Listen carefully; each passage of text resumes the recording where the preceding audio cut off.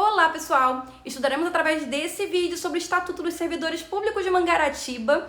Estudaremos em parte, por se tratar de um conteúdo extenso, faremos alguns exercícios de concurso ao longo dos vídeos para ajudar na fixação do conteúdo. Estarei disponibilizando em breve um simulado contendo questões autorais, com gabarito comentado sobre essa temática e também com os promocionais contendo outras temáticas cobradas neste concurso. Beleza? E também já estão disponíveis alguns cursos com vídeo aula e mais o PDF utilizado nas aulas, organizados em módulos na plataforma da Hotmart. Esses cursos são direcionados para alguns cargos. Eu tenho um curso para inspetor de alunos, com a parte de conhecimentos específicos, e também tenho um curso com os conteúdos comuns para alguns cargos, como para professor 1, professor 2, secretário escolar e também psicopedagogo, tá? Eu vou deixar os links na descrição do vídeo e você também pode entrar em contato comigo através do Instagram, do meu Instagram, @ensinaemação, para poder tirar dúvidas, e também lá no Instagram, na bio, também tem os links, beleza? Então, para você ficar por dentro de todos os lançamentos, tanto de vídeo quanto de material, é fundamental que você se inscreva no canal e ative o sininho. Bom, é isso, bora começar! E vamos continuar o nosso estudo sobre o Estatuto dos Servidores Públicos de Mangaratiba, falando agora sobre aposentadoria. Bom, gente, eu sei que tivemos a reforma da Previdência, temos novas regras também de aposentadoria em 2024, temos a questão da pontuação mínima, tá? Além do tempo de contribuição, porém, como é que isso vem cobrado, como isso costuma ser cobrado na prova de vocês em termos de estatuto, tá? De município, da forma como tá aqui, tá? Então a gente vai estudar da forma como está aqui no Estatuto dos Servidores de Mangaratiba.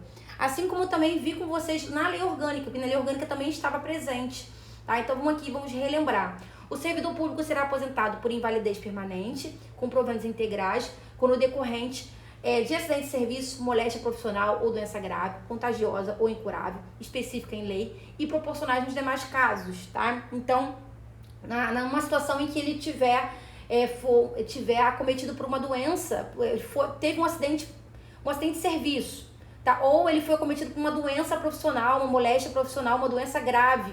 E aí, nesse caso, ele vai ser aposentado por invalidez permanente e vai receber os proventos integrais, tá? E nos demais casos serão os proventos proporcionais. Compulsoriamente, quando ele completar 70 anos de idade, com os proventos proporcionais ao tempo de serviço. Aí, compulsoriamente, porque, nesse caso, ele é obrigado a se aposentar por conta da idade. Ele chegou na idade que ele atingiu a idade que é compulsória.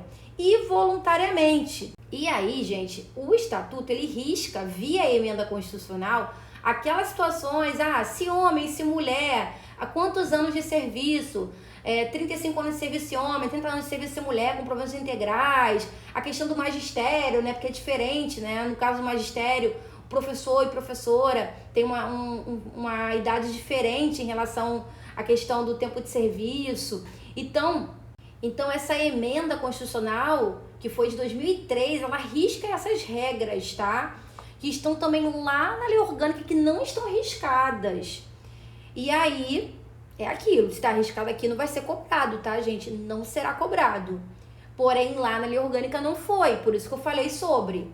Então, aqui ficou até mais simples. Então, segundo o estatuto aqui, ele coloca informações mais simples pra gente. Você pode se aposentar de que forma? Invalidez permanente, compulsoriamente e voluntariamente, por interesse próprio. Vamos falar das vantagens. Além do vencimento da remuneração, poderá ser pago aos funcionários as seguintes vantagens. Quais são as vantagens? Ajudas de custo, diárias, gratificações adicionais, abono família e auxílio natalidade. E aí vale dizer que as gratificações e os adicionais somente se incorporarão ao vencimento ou provento nos casos indicados em lei. Então a gratificação e os adicionais, eles podem se incorporar ao vencimento ou provento, fazer parte do vencimento daquele servidor e do provento daquele inativo, porém tem que ser indicado em lei. O que seria a ajuda de custo? É uma forma de compensar as despesas que o servidor vai ter em razão dele se deslocar em serviço, tá?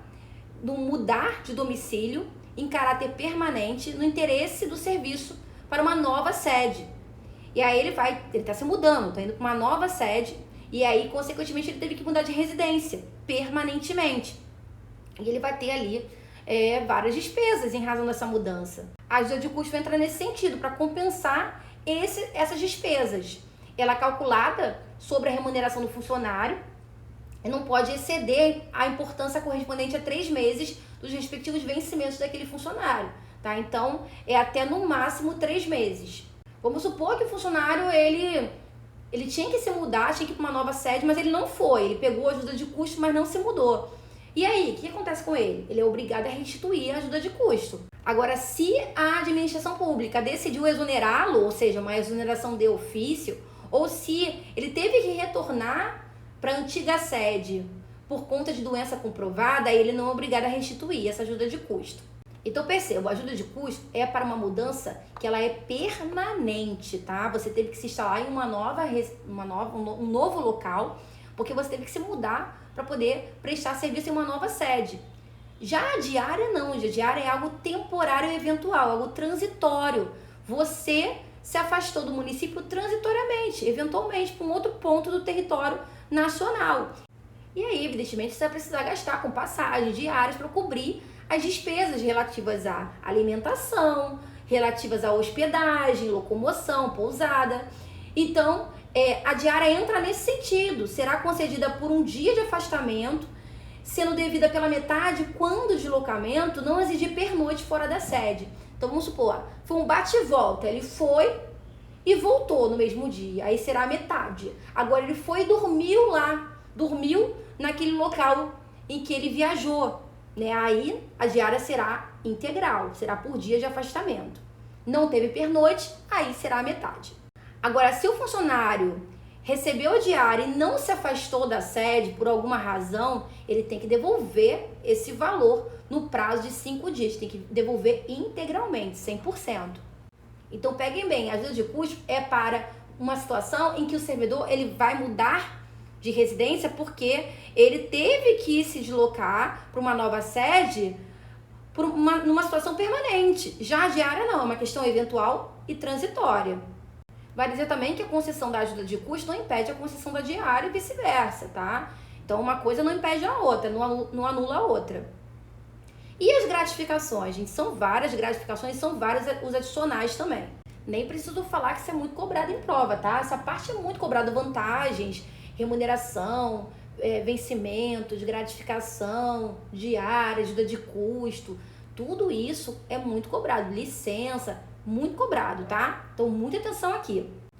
Então, além dos vencimentos e das vantagens previstas em lei, serão deferidos ao funcionário as seguintes gratificações e adicionais: a gratificação de função, a gratificação natalina, o adicional por tempo de serviço, o adicional pelo exercício de atividades insalubres, perigosas ou penosas, o adicional pela prestação de serviço extraordinário, o adicional noturno e o abono familiar. Então, vamos ver cada uma delas, começando pela gratificação de função.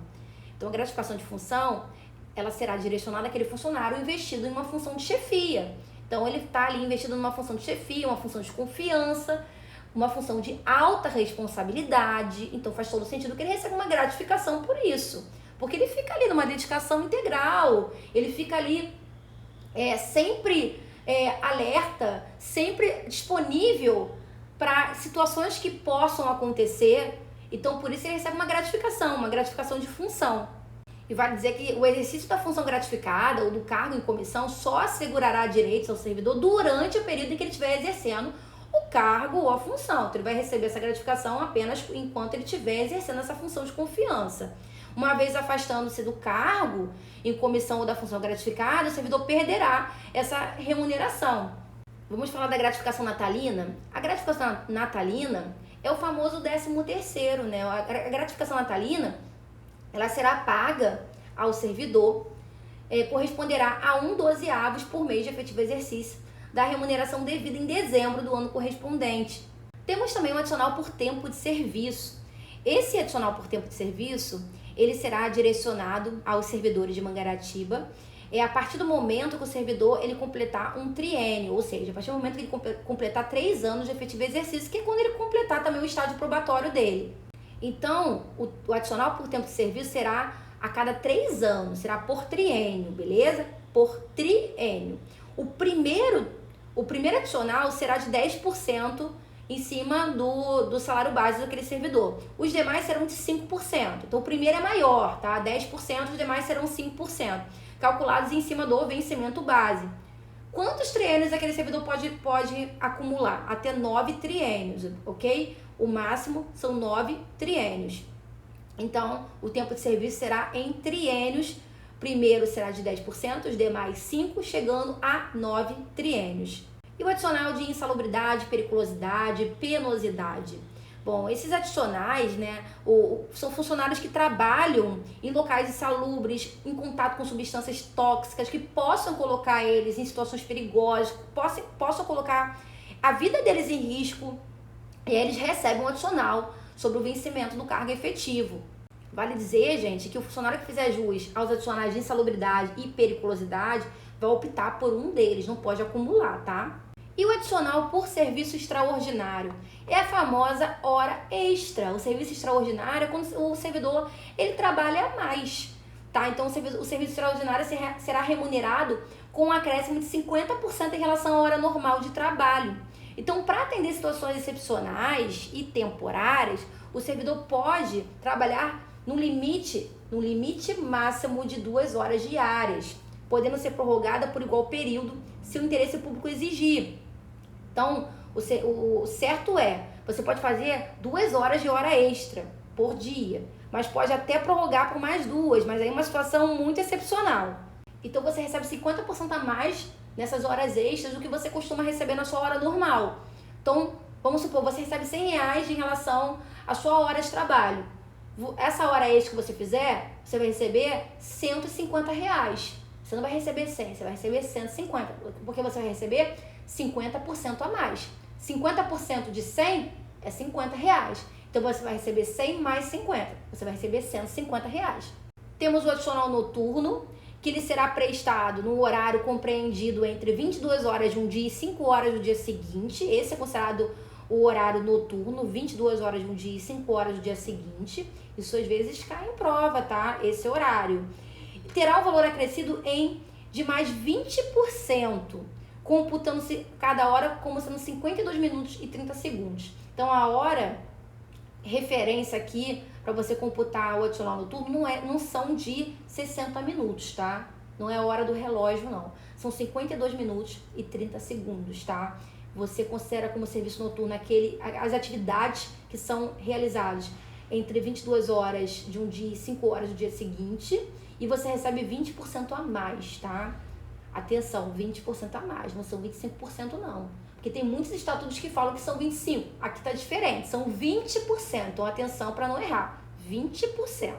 Então, a hora extra, né, que é o serviço extraordinário, são 50%, como normalmente é mesmo nos demais estatutos.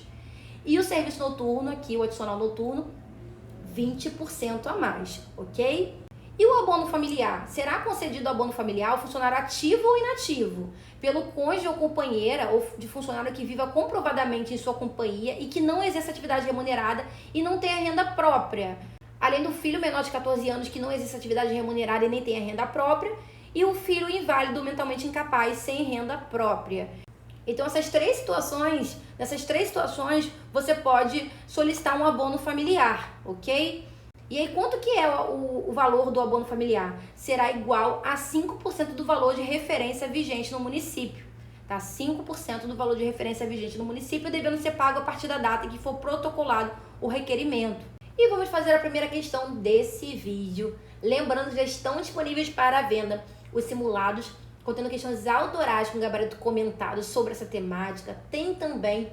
Esses simulados são ótimos para vocês praticarem, vocês estudam a teoria e lá vocês fazem exercício, é uma forma de vocês fixarem o conteúdo, vale muito a pena. Os links estão presentes na descrição desse vídeo.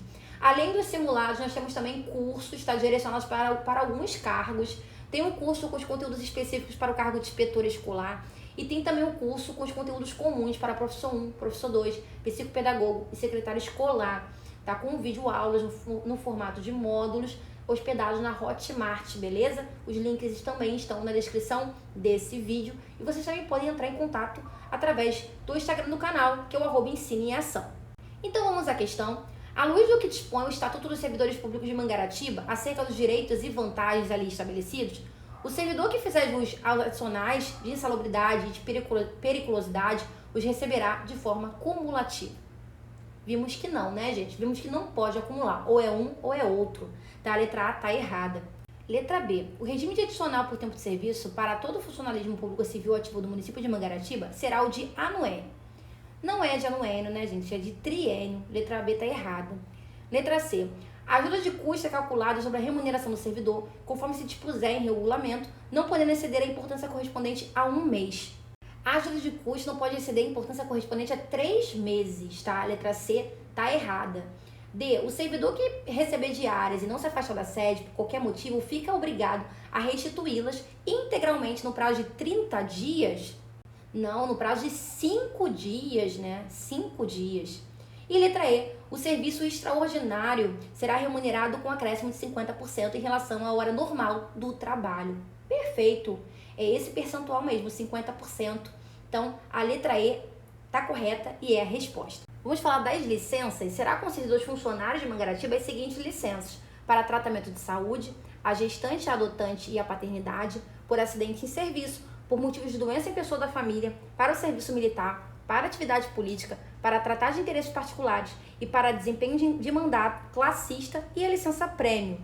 A licença para tratamento de saúde, ela será concedida ao funcionário para que ele cuide de sua saúde, para que ele tenha ali o devido período, o período necessário para se reabilitar, para poder ter o seu devido tratamento. Essa licença é a pedido ou de ofício, então o próprio funcionário pode pedir, julgar necessário e buscar os meios para isso, ou a administração pública pode julgar necessário também, sempre com base em perícia médica, sem prejuízo de remuneração. O servidor vai receber sua remuneração, nesse caso de tratamento de saúde.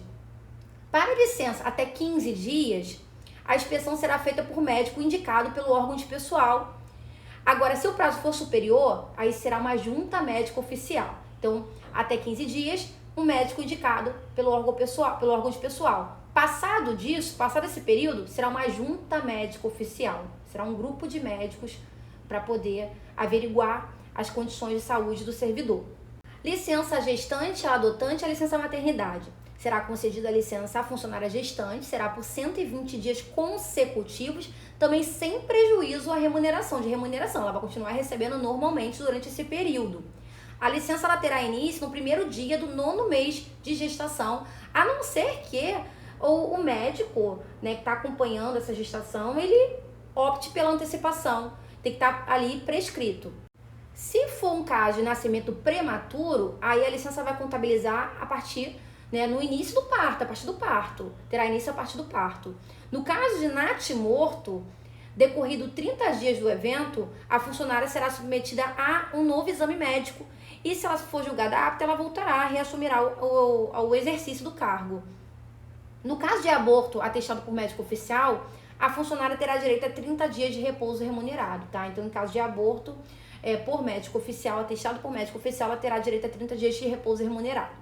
Pelo nascimento do filho, o funcionário terá direito à licença paternidade de 5 dias consecutivos. Então, a licença paternidade são de 5 dias consecutivos. Para amamentar o próprio filho, até a idade de 6 meses, a funcionária terá direito, durante a jornada de trabalho, a 1 hora, que poderá ser parcelada em 2 períodos de meia hora.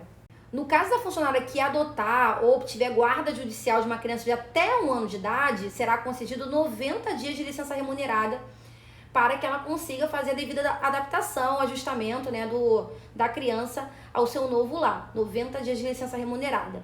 No caso de ela adotar uma criança com mais de 1 ano de idade, o prazo será de 30 dias. A licença por acidente de serviço, ela será concedida com remuneração integral ao funcionário acidentado em serviço, sofreu um acidente durante as suas atividades em serviço. Entendendo que um acidente de serviço é qualquer dano físico ou mental, não é só dano físico não, também dano mental, sofrido pelo funcionário com situações que se relacionem às atribuições do seu cargo.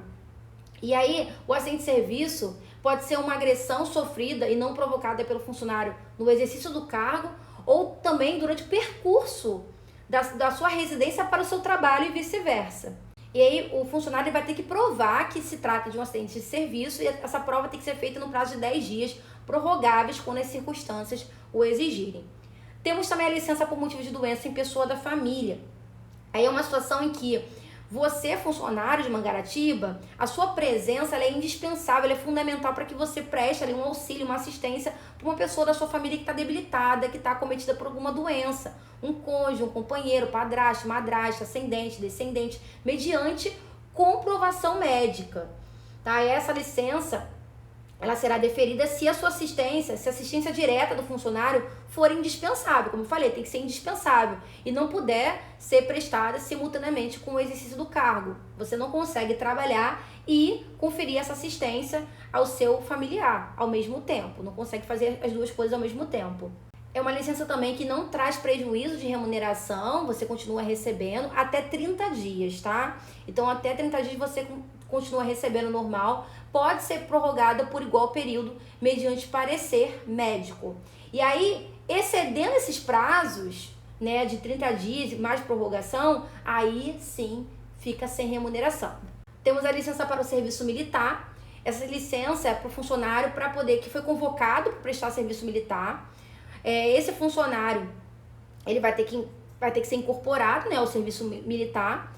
E, uma vez desincorporado, ele vai ter que retornar ao serviço. Ele vai ter um prazo para retornar ao serviço, que será de 7 dias para reassumir o exercício sem perda de vencimento. Não pode passar de 7 dias para poder reassumir o exercício. Da licença para atividade política. Então, o funcionário terá direito a essa licença sem remuneração durante o período que ele mediar entre a sua escolha em convenção partidária com a sua candidatura a um cargo eletivo e a véspera do registro da sua candidatura perante a Justiça Eleitoral. Então, o período em que ele está escolhendo o partido que ele vai se vincular, a véspera do registro da sua candidatura. Durante esse período, ele terá direito a uma licença sem remuneração. Aí, a partir do registro da sua candidatura até o 10º dia seguinte ao da eleição, ele terá direito a uma licença como se tivesse em exercício, sem prejuízo da remuneração. Tá? E nesse caso, essa licença ele vai estar recebendo. Aquela que ele está escolhendo partido, né, e ainda irá registrar sua candidatura, ele não recebe. Ele fica licenciado, mas não recebe. A partir do momento que ele se registra como candidato até o 10º dia seguinte da eleição, ele ficará licenciado e receberá sua remuneração, desde que seja comunicado isso por escrito. Temos também a licença para tratar de interesses particulares. Essa licença será concedida ao funcionário estável para tratar, né, de assuntos diversos, assuntos particulares. Terá um prazo que são de até 2 anos consecutivos sem remuneração. Tá? Ele não vai receber durante esse período. Essa licença ela pode ser interrompida a qualquer tempo, a pedido do funcionário ou por interesse da própria administração pública. E não será concedida uma nova licença antes de findar ali 2 anos desde o término da anterior. Então, tem que passar 2 anos para poder solicitar uma nova licença, se assim ele desejar, pela mesma razão, né? Mais uma licença de interesse particular. E vale dizer também que o funcionário comissionado, ele não poderá solicitar uma licença por motivos particulares. Não será concedido licença para tratar de interesses particulares ao funcionário comissionado, que é aquele funcionário de livre nomeação e exoneração. Temos também a licença para desempenho de mandato classista, que é assegurado aos funcionários. Essa licença para ele desempenhar um mandato em confederação, uma associação de classe, ou um sindicato representativo da sua categoria. E aí ele tem esse direito, ele pode se licenciar para essa razão. Somente poderão ser licenciados os funcionários eleitos, tá? Para os cargos de direção ou representação nessas entidades. Até o máximo de 3 por entidade, tá? Ele pode, mas ele tem que ser eleito para isso, tá? E tem que seguir isso aqui. São eleitos para os cargos de direção ou representação. E tem que ser no máximo 3 por entidade. A licença ela tem duração igual ao do mandato, tá? Podendo ser prorrogada no caso de reeleição por uma única vez. Se o funcionário for ocupante de cargo comissionado ou função gratificada, ele deverá desincompatibilizar-se do cargo ou função para poder tomar posse desse mandato, tá? Ele tem que abrir mão ali daquele cargo de comissionado ou função gratificada naquele momento para poder tomar posse desse mandato para desempenhar mandato classista. E temos a licença prêmio, que acontece a cada quinquênio ininterrupto de exercício, ou seja, a cada 5 anos direto de exercício. O funcionário fará jus a essa licença de 3 meses com remuneração. Então, ele completou 5 anos de efetivo exercício, ele terá direito a essa licença de 3 meses. É facultado ao funcionário fracionar essa licença, parcelas de em até 3 parcelas, se ele assim desejar.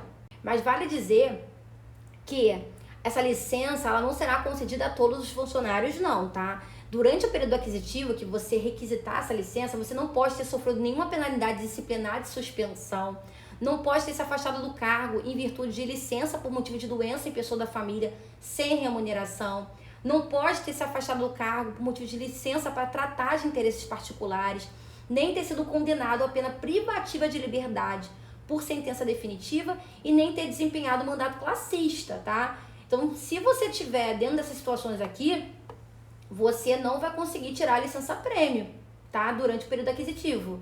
Então, você não pode ter sofrido penalidade disciplinar de suspensão durante o período aquisitivo, não pode ter se afastado por algumas licenças, como de doença em pessoa da família, tratar de interesses particulares, não pode ter sido condenado por pena privativa de liberdade, não pode ter desempenhado mandato classista. E vale dizer também que as faltas injustificadas ao serviço, elas também retardam a concessão da licença-prêmio na proporção de 1 mês para cada falta. 1 mês para cada falta. E tem mais uma coisa, o número de funcionários que vão usufruir da licença-prêmio não poderá ser superior a 1/3 da lotação da unidade administrativa do órgão ou entidade. Então, em gozo simultâneo da licença-prêmio, não pode ser superior a 1/3. Ou seja, não pode muitos funcionários ao mesmo tempo tirar a licença-prêmio, tá? Tem que ter esse cuidado. Então, não pode ser superior a 1/3 da lotação ali daquela unidade. Ah, mas se eu quiser vender, né, entre aspas, vender a minha licença-prêmio, eu posso? Bom, a licença-prêmio ela poderá sim ser convertida em dinheiro se você assim desejar. Antes de eu fechar essa parte de licença, gente, tem algumas coisas importantes para falar aqui. O funcionário não poderá permanecer em licença de mesma espécie por período superior a 24 meses, salvo em alguns casos. Então, a regra não pode ficar mais de 2 anos em licença, exceto em alguns casos. Exceto no caso para tratamento de saúde, licença para tratamento de saúde, exceto no caso para serviço militar, também no caso para atividade política e também para desempenho de mandato classista. Faz sentido, né, tratamento de saúde, porque são questões que não tem, assim, a gente não pode prever, né, a questão da saúde. Eu não posso dizer exatamente que em 2 anos eu estarei recuperada, né, não é algo assim tão previsível. E nos demais casos, porque ele está ali prestando serviço militar, vai depender ali da questão do próprio serviço militar. A questão da atividade política vai depender do mandato dele, né, e o mandato classista é a mesma coisa, vai depender do tempo de mandato. No caso dos mandatos, eles podem ser reeleitos, por exemplo, né, então tem essa possibilidade. Então essas situações elas são as exceções, mas a regra é que o funcionário não poderá permanecer em licença da mesma espécie por período superior a 24 meses. E mais uma regra, você não pode exercer uma atividade remunerada durante o período de licença previsto no inciso 2º. Ou seja, enquanto você estiver ali licenciado, usando, né, licença gestante, adotante de paternidade, você não pode estar usufruindo, fazendo uma atividade remunerada enquanto você estiver em gozo dessa licença. Vamos falar agora das férias. O funcionário gozará obrigatoriamente 30 dias de férias por ano, concedidas de acordo com a escala organizada pela chefia imediata. Então, todo funcionário tem direito a férias 30 dias por ano. Aqui nesse estatuto é dito que as férias serão reduzidas a 20 dias quando o funcionário contar no período aquisitivo com mais de 9 faltas não justificadas ao trabalho. Tá? Então, se ele tiver 9 faltas não justificadas, ele vai ter as suas férias reduzidas a 20 dias. Somente depois de 12 meses de exercício, o funcionário terá direito a férias. Tem que completar 1 ano para ele poder ter direito a férias. E durante as férias, ele terá direito, além do vencimento, a todas as vantagens, né, que percebia no momento em que ele passou a usufruí-las. Além disso, será permitida a conversão de 1/3 das férias em dinheiro, mediante requerimento do funcionário, apresentando até 30 dias antes do início. Tá? Então, ele pode converter uma parte das suas férias, 1/3 das suas férias, em dinheiro. Ou seja, ele pode vender, né, 1/3 das suas férias. Mas ele tem que requerer isso em 30 dias de antecedência, antes do início das suas férias. É proibida a acumulação de férias, salvo por imperiosa necessidade de serviço e pelo máximo de 2 períodos, atestada a necessidade pelo chefe imediato do funcionário. Então, você não pode ficar acumulando férias. Deixei de tirar as férias durante 1 ano. Deixei passar, deixei passar de novo, e de novo. Não pode, tá?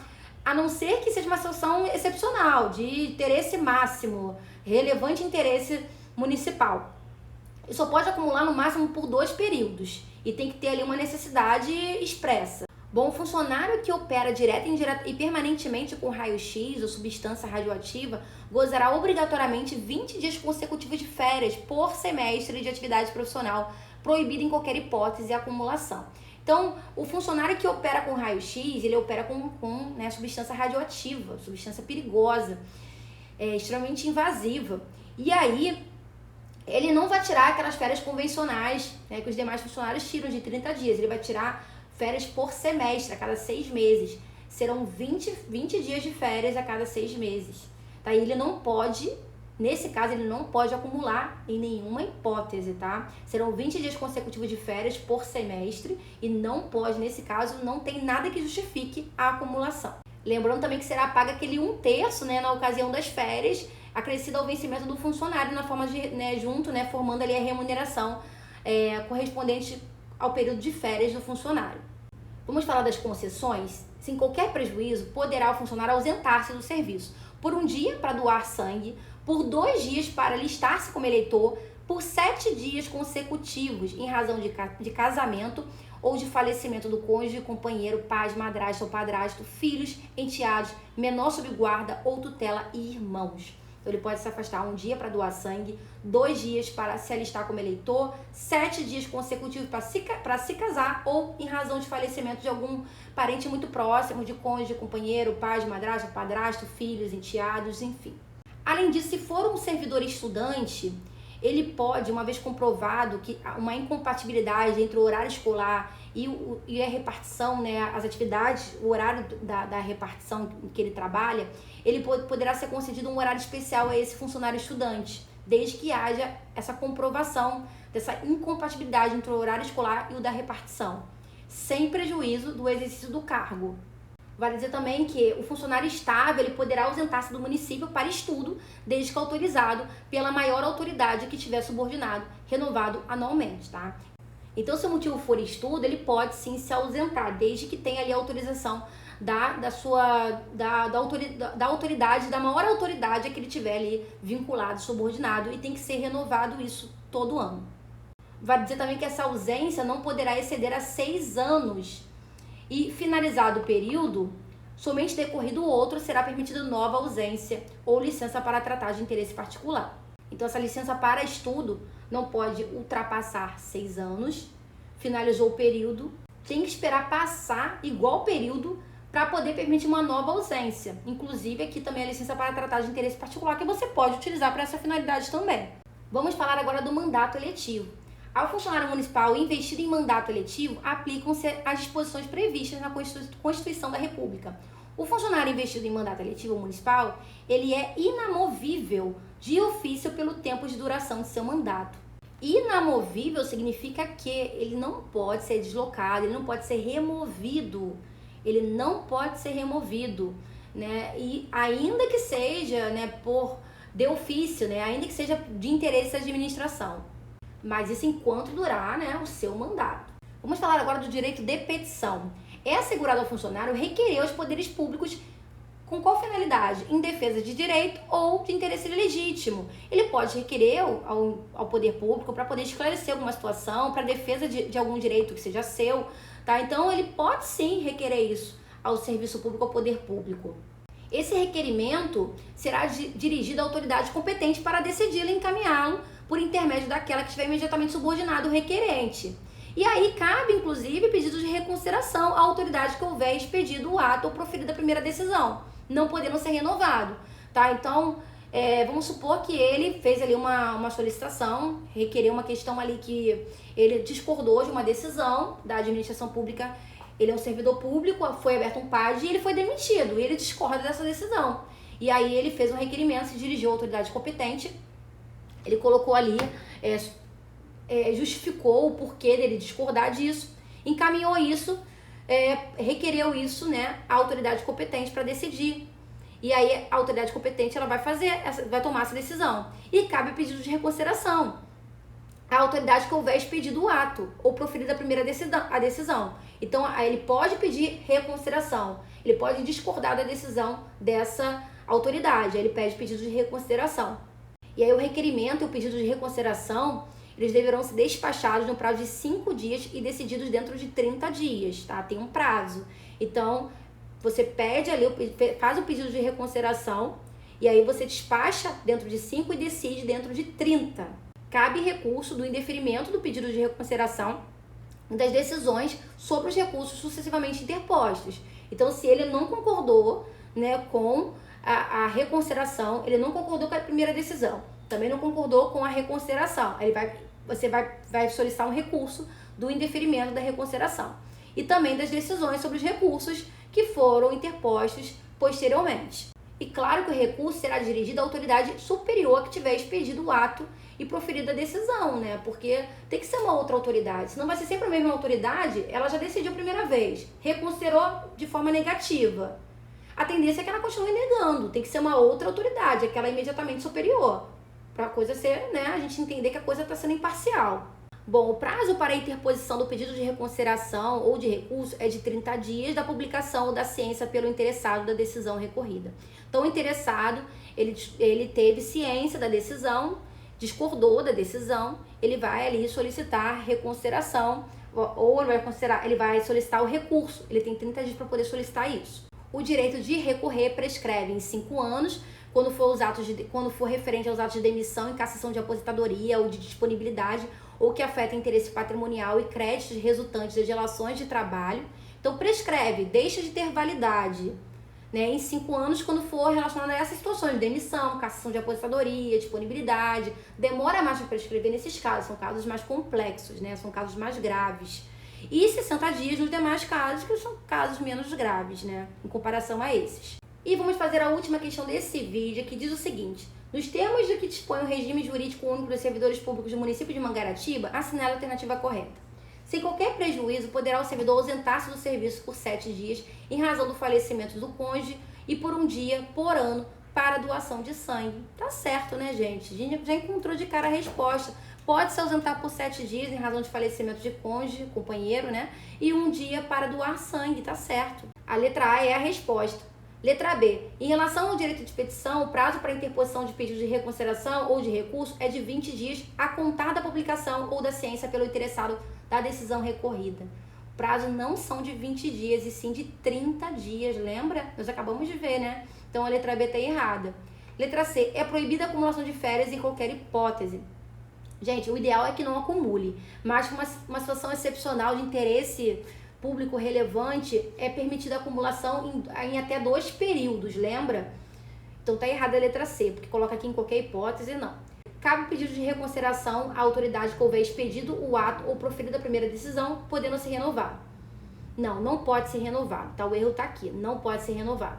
E letra E, o servidor que opera direta e permanentemente com raio-x ou substâncias radioativas, obrigatoriamente terá 15 dias de férias por trimestre de atividade profissional, podendo acumular 2 períodos de férias. Tem várias informações erradas aqui, né? São 20 dias por semestre, tá? A cada 6 meses, e não pode acumular de jeito nenhum, tá? Então a letra E também tá errada. Fala pessoal, espero que esse vídeo tenha contribuído para os seus estudos. Se você gostou, não deixe de deixar um like, também um comentário. E aproveita que está por aqui e explora outros conteúdos do canal que podem estar reforçando nos seus estudos. Aqui no canal tem playlists direcionadas para o concurso de Mangaratiba, né? Tem playlists direcionadas para a lei orgânica também, playlist de História e Geografia de Mangaratiba para quem está tentando concursos com cargos que está sendo cobrada essa temática. Tenho também playlists de simulados, contendo simulados de português da Banquian, também de educação da Banquian, entre tantas outras. Então maratone bastante para o seu concurso. Bons estudos e eu vejo vocês nos próximos vídeos.